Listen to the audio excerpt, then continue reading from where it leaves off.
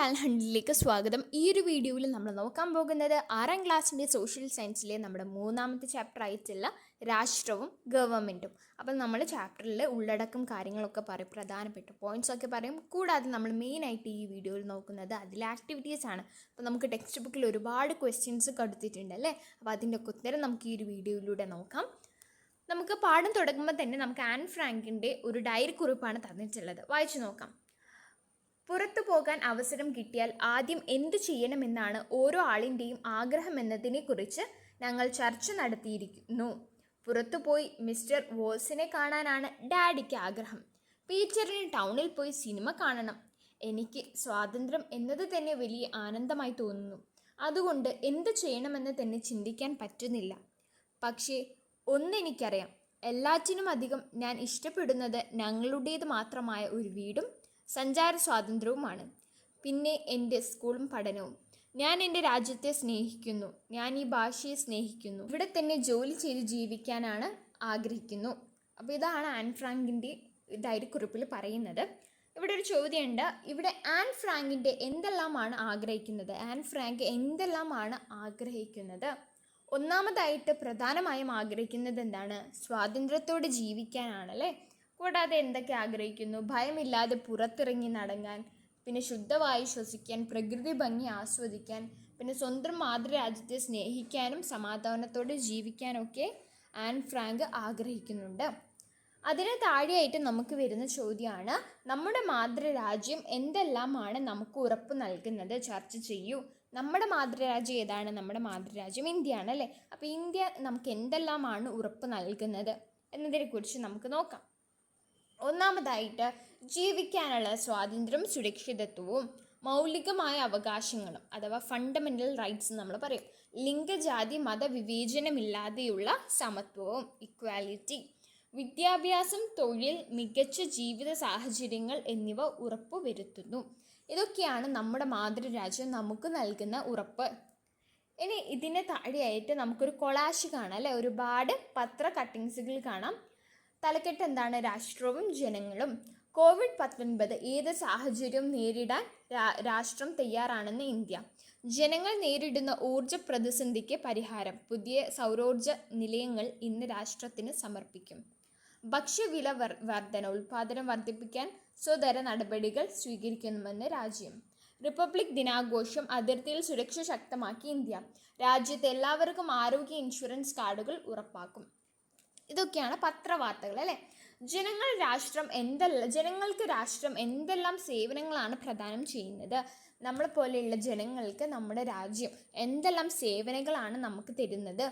ഒന്നാമതായിട്ട് ഇവിടെ കൊടുത്തിട്ടുണ്ട്, ജനങ്ങളുടെ ജീവനും സ്വത്തിനും സംരക്ഷണം നൽകുന്നു. ജനങ്ങളുടെ ജീവനും അതുപോലെ തന്നെ സ്വത്തിനും എന്ത് ചെയ്യുന്നുണ്ട്? സംരക്ഷണം നൽകുന്നുണ്ട്. കൂടാതെ എന്തൊക്കെയാണ്? ക്രമസമാധാനം പാലിക്കുകയും നിയമങ്ങൾ നടപ്പിലാക്കുകയും ചെയ്യുന്നു. ജനക്ഷേമ പ്രവർത്തനങ്ങൾ അഥവാ ആരോഗ്യം, വിദ്യാഭ്യാസം, പൊതുവിതരണം ഇതൊക്കെ ഉറപ്പാക്കുന്നു. രാജ്യത്തിൻ്റെ അതിർത്തികൾ കാത്തു സൂക്ഷിക്കുകയും ബാഹ്യ ആക്രമണങ്ങളിൽ നിന്ന് സംരക്ഷിക്കുകയും ചെയ്യുന്നു അല്ലെ. പുറത്തു നിന്നുള്ള ആക്രമണങ്ങളിൽ നിന്നൊക്കെ നമ്മളെ രക്ഷിക്കുകയും നമ്മുടെ രാജ്യത്തിൻ്റെ അതിർത്തി കാത്തു സൂക്ഷിക്കുകയും ചെയ്യുന്നുണ്ട് അല്ലേ. അപ്പോൾ അവിടെ വേറൊരു ചോദ്യമാണ്. മുകളിൽ നൽകിയിരിക്കുന്ന കൊളാഷ് ശ്രദ്ധിക്കൂ. ഇവിടെ ജനങ്ങളുടെ ആവശ്യങ്ങൾ നിറവേറ്റുന്നത്, അവർക്ക് സുരക്ഷ ഉറപ്പുവരുത്തുന്നതും ആരാണ്? ജനങ്ങളുടെ ആവശ്യങ്ങൾ നിറവേറ്റുന്നതും അവർക്ക് സുരക്ഷ ഉറപ്പുവരുത്തുന്നതും ആരാണ്? ഗവൺമെൻറ് ആണല്ലേ, സർക്കാരാണ്. ഇനി നമുക്ക് ഇതിന് താഴെ പഠിക്കാനുള്ള ഒരു കാര്യമാണ്, എന്താണ് രാഷ്ട്രം? രാഷ്ട്രം എന്ന് പറഞ്ഞിട്ടുണ്ടെങ്കിൽ എന്താണ്? ജനങ്ങൾ രൂപീകരിച്ച ഏറ്റവും ഉന്നതമായ സാമൂഹിക രാഷ്ട്രീയ സ്ഥാപനമാണ് രാഷ്ട്രം. ഒരു നിശ്ചിത പ്രദേശത്ത് സ്ഥിരമായി അധിവസിക്കുകയും പരമാധികാരമുള്ള ഗവൺമെൻറ്റോട് കൂടിയതുമായ ഒരു ജനതയാണ് രാഷ്ട്രം. എന്താണ്? ഒരു നിശ്ചിത പ്രദേശത്ത് സ്ഥിരമായി അധിവസിക്കുകയും അവിടെ താമസിക്കുകയും പരമാധികാരമുള്ള ഗവൺമെൻറ്റോട് കൂടിയതുമായ ഒരു ജനതയാണ് രാഷ്ട്രം. ജനസംഖ്യ, ഭൂപ്രദേശം, ഗവൺമെൻറ്, പരമാധികാരം എന്നീ ഘടകങ്ങൾ ചേർന്നാണ് രാഷ്ട്രം രൂപീകരിക്കപ്പെടുന്നത്. നിയമങ്ങൾ നിർമ്മിക്കുന്നതും ജനക്ഷേമം ഉറപ്പുവരുത്തുന്നതും രാഷ്ട്രത്തിൻ്റെ ചുമതലയാണ്. ജനങ്ങളുടെ അവകാശങ്ങൾ സംരക്ഷിക്കുന്നതിന് രാഷ്ട്രമാണ്. കൂടാതെ ജനങ്ങൾ രാഷ്ട്രത്തോട് പാലിക്കേണ്ട ഉത്തരവാദിത്വങ്ങൾ നിർവചിക്കുന്നതും രാഷ്ട്രം തന്നെ. അപ്പോൾ ഈ ഒരു ചെറിയ കുറിപ്പിലൂടെ രാഷ്ട്രം എന്താണെന്ന് നമ്മൾ മനസ്സിലാക്കി. ഇനി നമുക്ക് രാഷ്ട്രത്തിൻ്റെ ഘടകങ്ങൾ ഓരോന്നും നമുക്ക് വിശദമായിട്ട് പരിശോധിക്കാം. ഒന്നാമതായിട്ട് ജനസംഖ്യ, പോപ്പുലേഷൻ. ഇവിടെ നമുക്ക് 2 ചിത്രങ്ങൾ കാണാം അല്ലേ? സ്കൂളിൻ്റെ 2 ചിത്രങ്ങൾ കാണാം. ആദ്യത്തെ ചിത്രത്തിൽ എന്താണ്? സ്കൂളിൻ്റെ മുന്നിൽ ആരുമില്ല, കുട്ടികളില്ല, ടീച്ചർമാരില്ല, പാരൻസ് ഇല്ല, ആരുമില്ല.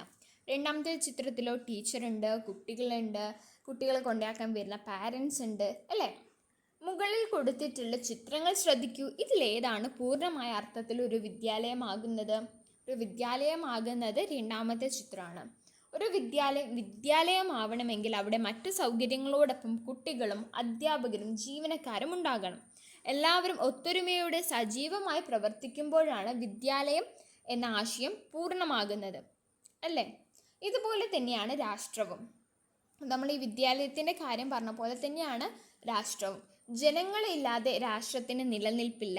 എന്നാൽ രാഷ്ട്ര രൂപീകരണത്തിന് ആവശ്യമായ ജനസംഖ്യ എത്രയെന്ന് നിജപ്പെടുത്തിയിട്ടുമില്ല. അതായത് ഒരു രാഷ്ട്രം രൂപീകരിക്കണമെങ്കിൽ എത്ര ആൾ വേണം അങ്ങനെയൊന്നുമില്ല. ഒരു രാഷ്ട്രത്തിലെ ജനസംഖ്യയിൽ വിവിധ മത, വർഗ, വർണ്ണ വിഭാഗങ്ങൾ ഉൾപ്പെടാം. പരസ്പരാശ്രയത്വം, പൊതു താല്പര്യം, പൊതുബോധം എന്നിവയാൽ ഒത്തൊരുമിച്ച് നിൽക്കുമ്പോഴാണ് ജനങ്ങൾ രാഷ്ട്രത്തിൻ്റെ ഘടകമായി മാറുന്നത്.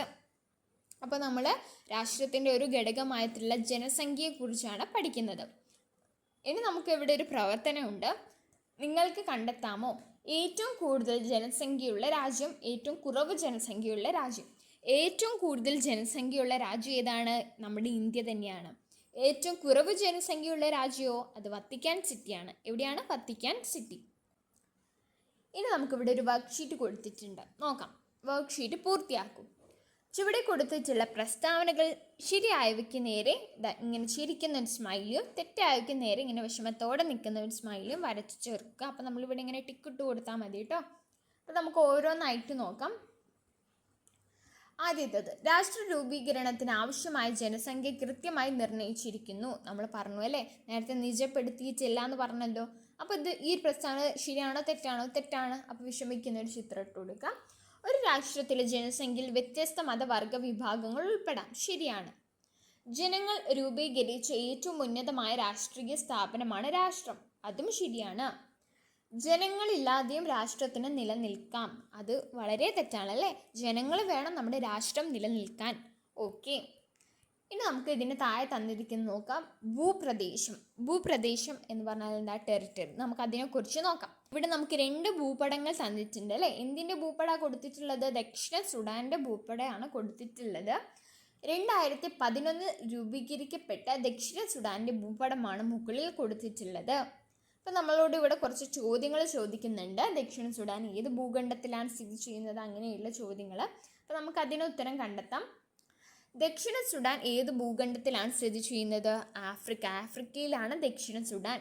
ഏത് നദിയാണ് ഈ രാജ്യത്തെ ജനസമൃദ്ധമാക്കുന്നത്? വൈറ്റ് നൈലാണ്. ദക്ഷിണ സുഡാൻ്റെ അതിർത്തി രാജ്യങ്ങൾ കണ്ടെത്തി എഴുതാനാണ് പറയുന്നത്. വടക്ക് സുഡാനാണ്, തെക്ക് ഉഗാണ്ട, കെനിയ ഒക്കെയാണ് വരുന്നത്. അതുപോലെ തന്നെ ഡെമോക്രാറ്റിക് റിപ്പബ്ലിക് ഓഫ് കോങ്കോ. പിന്നെ കിഴക്ക് വരുന്നത് എത്യോപ്യ ആണ്. പടിഞ്ഞാറ് വരുന്നത് മധ്യ ആഫ്രിക്കൻ റിപ്പബ്ലിക്കാണ്, സെൻട്രൽ ആഫ്രിക്കൻ റിപ്പബ്ലിക്. ഈ ഒരു കാര്യം ഓർത്തു വെക്കുക. അതിന് താഴെയായിട്ട് നമുക്ക് കൊടുത്ത എന്താണ്? ആഫ്രിക്കയിലെ ഏറ്റവും വലിയ രാജ്യമായ സുഡാനിൽ, ആഫ്രിക്കയിലെ ഏറ്റവും വലിയ രാജ്യമാണ് സുഡാനിൽ നിന്ന് സ്വതന്ത്രമാക്കപ്പെട്ട 10 തെക്കൻ സംസ്ഥാനങ്ങൾ ചേർന്ന് രൂപീകരിച്ച രാജ്യമാണ് ദക്ഷിണ സുഡാൻ. ദക്ഷിണ സുഡാനെ പോലെ ഏതൊരു രാഷ്ട്രം രൂപപ്പെടുന്നതും കൃത്യമായ ഭൂപ്രദേശം ആവശ്യമാണെന്ന് ഇതിൽ നിന്ന് നമുക്ക് തിരിച്ചറിഞ്ഞല്ലോ. എങ്ങനെയാണ് ദക്ഷിണ സുഡാൻ ഉണ്ടായത്? സ്വതന്ത്രമാക്കപ്പെട്ട 10 തെക്കൻ സംസ്ഥാനങ്ങൾ ചേർന്നിട്ടാണ് നമ്മുടെ രൂപീകരിച്ച രാജ്യമായിട്ടുള്ള ദക്ഷിണ സുഡാൻ ഉണ്ടായത്. ഇനി നമുക്ക് ഇതുമായി ബന്ധപ്പെട്ടുള്ള ഒരു ചെറിയ ചോദ്യം ഇവിടെ കൊടുത്തിട്ടുണ്ട്. ലോകത്തെ ഏറ്റവും വലിയ രാജ്യവും ഏറ്റവും ചെറിയ രാജ്യവും സാമൂഹ്യശാസ്ത്ര ലാബിലെ ഭൂപടം പരിശോധിച്ച് തിരിച്ചറിയൂ. ഏറ്റവും വലിയ രാജ്യം ഏതാണ്?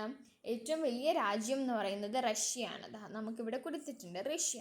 ഇനി ലോകത്തിലെ ഏറ്റവും ചെറിയ രാജ്യമോ? അത് വത്തിക്കാൻ സിറ്റിയാണ്, വത്തിക്കാൻ സിറ്റി. ഇനി ഇതിലെ രണ്ടാമത്തെ ചോദ്യമാണ് രാഷ്ട്ര രൂപീകരണത്തിൽ ഭൂപ്രദേശം വഹിക്കുന്ന പങ്കിനെക്കുറിച്ച് കുറിപ്പ് തയ്യാറാക്കുക. രാഷ്ട്ര രൂപീകരണത്തിന് നമ്മുടെ ഭൂപ്രദേശം വഹിക്കുന്ന പങ്കിനെക്കുറിച്ച് നമ്മൾ കുറിപ്പ് തയ്യാറാക്കുവാനാണ് പറഞ്ഞിട്ടുള്ളത്. നോക്കാം.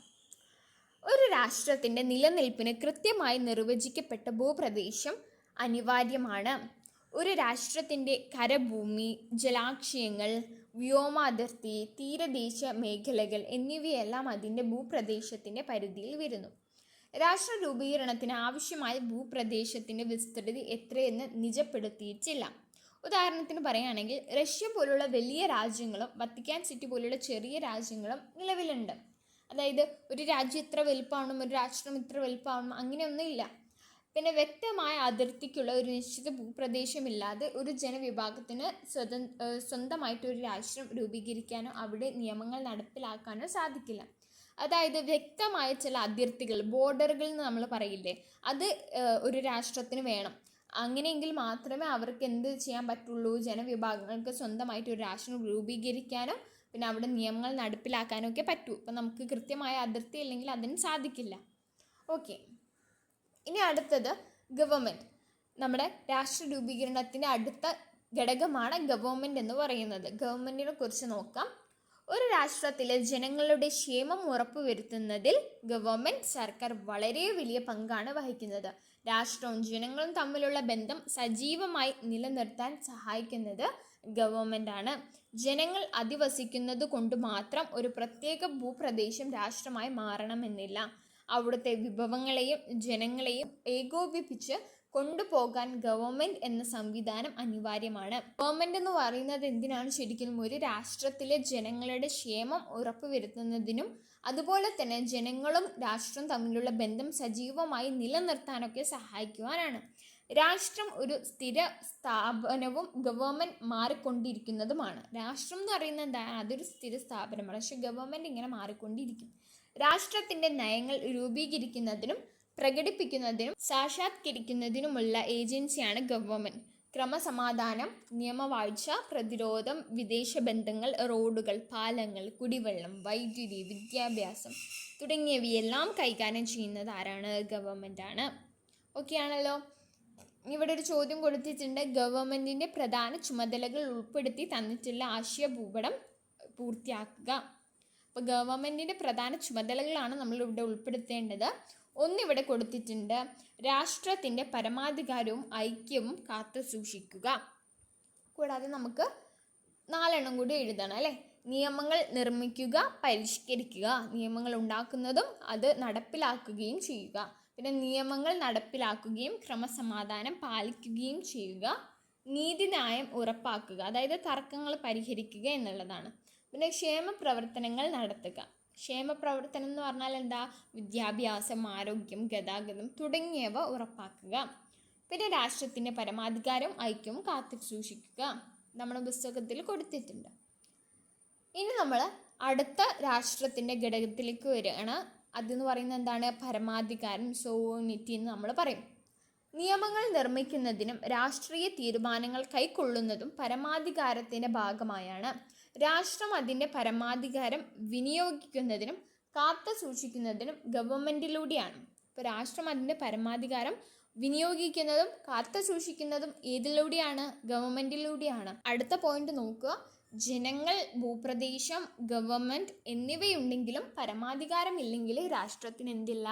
നിലനിൽപ്പില്ല. അപ്പോൾ ആ ഒരു കാര്യം ഓർത്ത് വെക്കുക. ഇനി ഇവിടെ നമുക്ക് 2 പോസ്റ്ററുകൾ തന്നിട്ടുണ്ട് അല്ലേ. തന്നിരിക്കുന്ന വാർത്തകളിൽ ഏതിലാണ് രാഷ്ട്രത്തിൻ്റെ പരമാധികാരം പരിപാലിക്കപ്പെടുന്നത് എന്തുകൊണ്ട് കുറിപ്പ് തയ്യാറാക്കുക. അപ്പോൾ നമുക്കിവിടെ 2 വാർത്തകൾ കൊടുത്തിട്ടുണ്ട്. ഒന്നാമത്, മ്യാൻമറിൽ ജനാധിപത്യം അട്ടിമറിക്കപ്പെടുന്നു, ഇടപെടുമെന്ന് അമേരിക്കയുടെ മുന്നറിയിപ്പ്.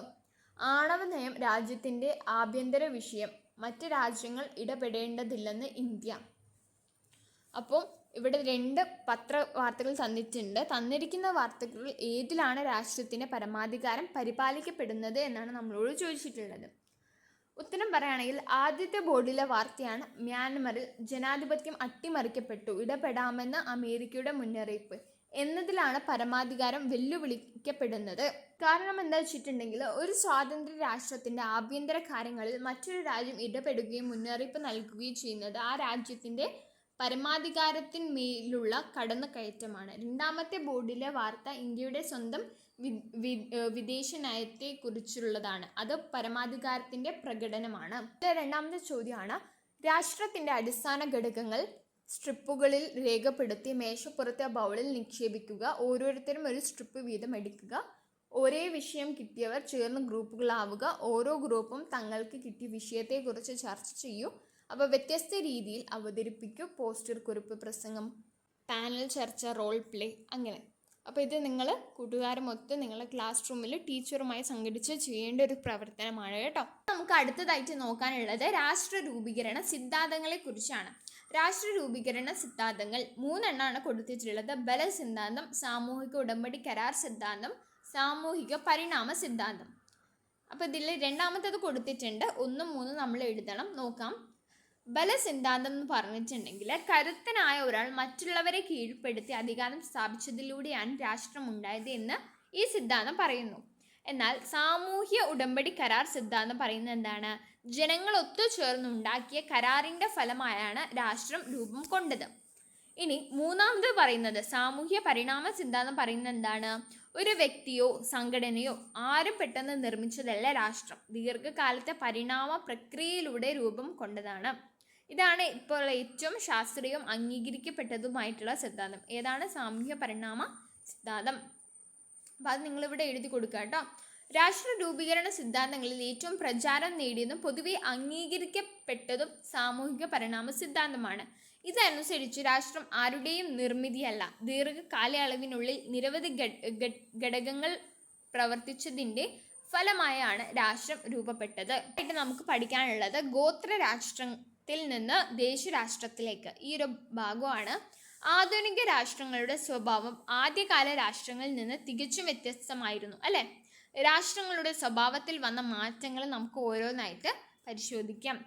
ആദ്യം തന്നെ നമുക്ക് ഗോത്ര രാഷ്ട്രങ്ങൾ. രാഷ്ട്രീയ സ്ഥാപനങ്ങളുടെ സ്വഭാവം പൗരാണിക കാലത്ത് ചെറിയ തോതിലെങ്കിലും പ്രകടിപ്പിച്ചിരുന്നത് ഗോത്ര കൂട്ടായ്മയാണ്. ഒരേ വംശത്തിലുള്ള ജനനം, ഒരേ താല്പര്യങ്ങൾ, ഒരേ സാമ്പത്തിക പ്രവർത്തനങ്ങൾ എന്നിവയുടെ സ്വാധീനം ഗോത്ര രാഷ്ട്രങ്ങളുടെ രൂപീകരണത്തിന് കാരണമായി. ഇനി അതിനുശേഷം പൗരത്യ ഭരണ സംവിധാനങ്ങൾ. ആധുനിക രാഷ്ട്രങ്ങളുടെ ചില സവിശേഷതകൾ പ്രകടിപ്പിച്ചിരുന്നവയാണ് പൗരത്യ ഭരണ സംവിധാനങ്ങൾ. നദീതട സംസ്കാര കേന്ദ്രങ്ങളായ മെസപ്പൊട്ടാമിയ, ഈജിപ്ത്, ചൈന എന്നിവ ഉദാഹരണങ്ങളാണ്. വെങ്കലയുഗ സംസ്കാര കേന്ദ്രങ്ങളായ ഇവിടങ്ങളിൽ ജനങ്ങൾ നാഗരിക ജീവിതമാണ് നയിച്ചിരുന്നത്. അടുത്തത് ഗ്രീക്ക് നഗര രാഷ്ട്രങ്ങൾ. ആധുനിക രാഷ്ട്രങ്ങളോട് ഏറ്റവും അധികം സാദൃശ്യം പുലർത്തുന്നവയാണ് ഗ്രീക്ക് നഗര രാഷ്ട്രങ്ങൾ. ഏഥൻസ്, സ്പാർട്ട എന്നിവ ഉദാഹരണങ്ങളാണ്. ഇതൊക്കെ നമ്മൾ കഴിഞ്ഞ പാഠത്തിൽ പഠിച്ചതാണ് അല്ലേ? ഇനി റോമ സാമ്രാജ്യം. റോമ സാമ്രാജ്യത്തിൽ നിലനിന്നിരുന്നത് ഭരണ സംവിധാനം, നിയമം, അടിസ്ഥാന സൗകര്യങ്ങൾ എന്നിവ ആധുനിക രാഷ്ട്രങ്ങളോട് ഏറെ സമാനത പുലർത്തുന്നവയാണ്.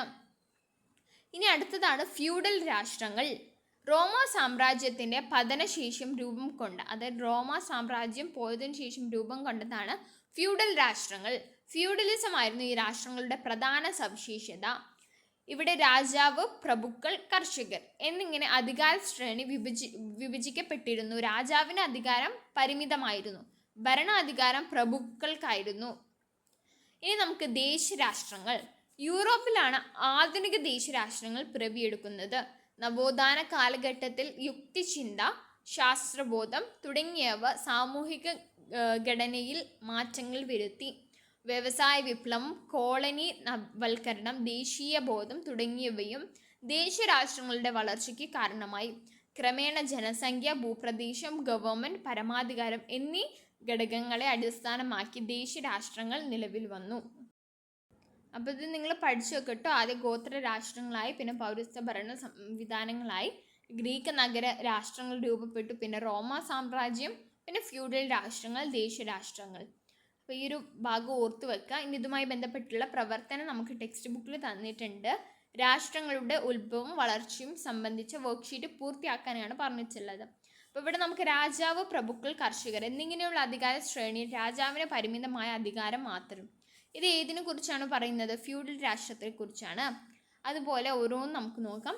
വ്യവസായ വിപ്ലവം, നവോത്ഥാനം, വ്യാവസായിക വിപ്ലവം, ദേശീയ ബോധം എന്നിവ ഇത്തരം രാഷ്ട്രത്തിൻ്റെ ആവിർഭാവത്തിന് കാരണമായി.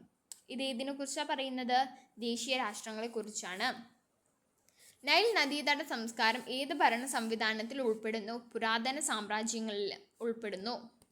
ഇനി അടുത്തത്, ഒരേ വർഗത്തിലുള്ള ജനം, പൊതു ആചാരങ്ങൾ, ഒരേ സാമ്പത്തിക പ്രവർത്തനങ്ങൾ എന്നിവ ഈ വിഭാഗത്തിൻ്റെ രാഷ്ട്രങ്ങളുടെ പ്രത്യേകതയാണ്. ഇത് ഗോത്ര രാഷ്ട്രങ്ങളെ കുറിച്ചാണ് പറയുന്നത്. അതായത് നമുക്ക് പഠിക്കാനുള്ളത് രാഷ്ട്രവും ഗവൺമെൻറ്റും പരസ്പര ബന്ധം. രാഷ്ട്രവും ഗവൺമെൻറ്റും തമ്മിലുള്ള താരതമ്യത്തിനായി കിരൺ ശേഖരിച്ച വിവരങ്ങളാണ് ചുവടെ നൽകിയിരിക്കുന്നത്. തന്നിരിക്കുന്ന പട്ടികയിൽ അവ ഉചിതമായി ക്രമീകരിക്കുക. അപ്പോൾ ഇവിടെ നമുക്ക് ഒരുപാട് പോയിന്റ് തന്നിട്ടുണ്ട്. അതിൽ ഏതൊക്കെയാണ് രാഷ്ട്രത്തിന് വരുന്നത്, ഏതൊക്കെയാണ് ഗവൺമെൻറ്റിന് നേരെ വരുന്നത്, ഇത് നമ്മളോട് വേർതിരിച്ച് എഴുതാനാണ് പറഞ്ഞിട്ടുള്ളത്. അപ്പോൾ രാഷ്ട്രത്തിന് നേരെ വരുന്നതാണ് പരമാധികാരമുണ്ട്, വിപുലമായ സങ്കല്പമാണ്, ഒരു സ്ഥിര സ്ഥാപനമാണ്, എല്ലാ ജനങ്ങളും ഇതിൽ ഉൾക്കൊള്ളുന്നു. ഇനി ഗവൺമെൻറ്റിനെ കുറിച്ച് പറയുകയാണെങ്കിലോ, പരമാധികാരം വിനിയോഗിക്കുന്നത് ഈ ഏജൻസിയിലൂടെയാണ്, രാഷ്ട്രത്തിൻ്റെ ഒരു ഘടകമാണ്. ഓക്കെ, മാറിക്കൊണ്ടിരിക്കുന്നതാണ്, ഭരണാധികാരികളും ഉദ്യോഗസ്ഥരും ഇതിൽ ഉൾപ്പെടുന്നു. അപ്പോൾ ഇങ്ങനെ നിങ്ങളത് വേർതിരിച്ച് എഴുതണം. ഓക്കെ ആണല്ലോ. ഇനി നമുക്ക് ഗവൺമെൻറ്റിൻ്റെ ഘടകങ്ങളെക്കുറിച്ചാണ് പഠിക്കാനുള്ളത്. 3 ഘടകങ്ങളാണ് നമ്മുടെ ഗവൺമെൻറ്റിനുള്ളത്. ഈ ഗവൺമെൻറ് എന്ന് പറയുന്നത് എന്താണ്? രാഷ്ട്രത്തിൻ്റെ ഒരു ഘടകമാണ്. ആ ഒരു ഗവൺമെൻറ്റിൻ്റെ ഘടകങ്ങളാണ് ഇനി നമ്മൾ പഠിക്കാൻ പോകുന്നത്. 3 എണ്ണമാണ് ഉള്ളത്. ഒന്ന് നിയമനിർമ്മാണ വിഭാഗം, കാര്യനിർവഹണ വിഭാഗം, നീതിന്യായ വിഭാഗം. ഇങ്ങനെ 3 ആയിട്ടാണ് വരുന്നത്. അപ്പോൾ നമുക്ക് നിയമനിർമ്മാണ വിഭാഗം എന്താണെന്ന് കൊടുത്തിട്ടുണ്ട്, വായിച്ചു നോക്കാം. രാജ്യത്തിന് ആവശ്യമായ നിയമങ്ങൾ നിർമ്മിക്കുക, നിലവിലുള്ള നിയമങ്ങളിൽ മാറ്റം വരുത്തുക തുടങ്ങിയവയാണ് നിയമനിർമ്മാണ വിഭാഗത്തിൻ്റെ പ്രധാന ചുമതലകൾ.